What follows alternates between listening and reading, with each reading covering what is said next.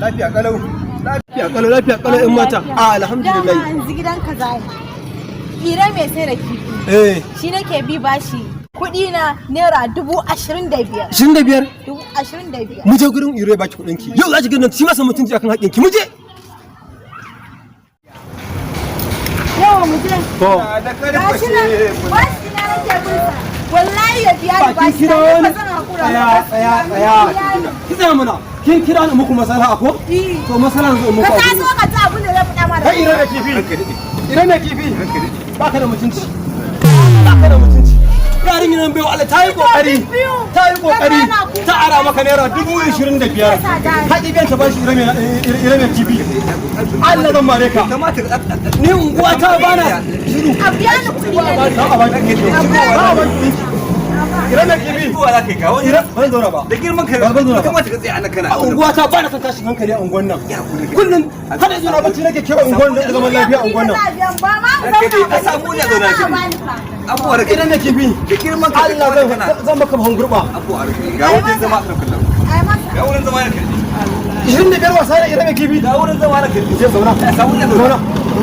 Zauna. Zauna. Allah Iro mai kifi. An ga tsoron Allah gurin biyan bashi. Shi bashi ai bashi baba bashi abun nan ne. Abu ne mai kyau a dinga biyan. Me gari ma dubu ni fa sai an biya ni kuɗi. Ni fa kin kira na so ki shiru. Kin Iro bayanin da za a yi Iro mai kifi. Kai duk kuɗin bayanin nan da sai za ya a yi fito fa. komai za a yi shi cikin nutsuwa da kwanciya nake ga ina aika kanka ai ai ba za su kunya ba Iro ka san ni akan neman haƙin mutum Na'am. ina mahon gurba unguwata Allah zan bar da kai Iro mai kifi ka ba ta haƙin ta mu tafi ga gurin nan Sosai ma.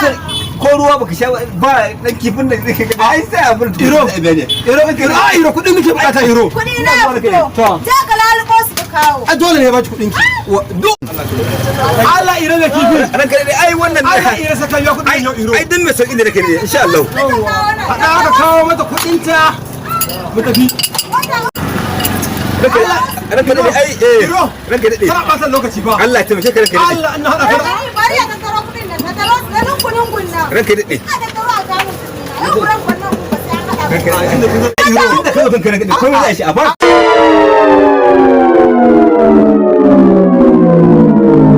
A'a Iro a fara taba an yi haka Iro insha Allah an yi haka Iro ai Iro ka san shi alheri ai ka fi karfa shedan ne yake mai da hannun alkhairi wallahi shedan ne ai Iro gaskiya Iro ka san menene Iro na ranka dai amma wannan karfashe ne ko ya kawara ce ranka dai a'a ina ta zaki yawa Allah Iro Da bai da munta. Iro na ranka dai an zo ka Iro na Allah ai masala yau za ka bata kudin ta ranka dai wannan ka san ni ba na san fituna ungon nan Iro dama kudin ta nake ne ai an riga an hada kuma sai wani abu ya shigo kifin sai dan yi abinta kuma sai aka ƙara shiga cikin kudin amma ranka dai a bani sati daya insha Allah zo ta kudin ta insha Allah sati da insha Allah a ki shiru na dawa kin ki shiru Iro Allah ka dauke alƙur'ani sati za ka bar kudin Iro insha Allah ranka idan Allah su yar Iro magana ta ƙara Iro ina zuwa gurin ka kana haɗa da kifi tabbata kai mutumin kirki na Iro gaskiya to Iro na ranka dai tun da dai haka ne Iro na ranka dai Allah kai mu saki ɗan Iro to shikenan kuma Allah kifin nan a dinga sa Shekara ma.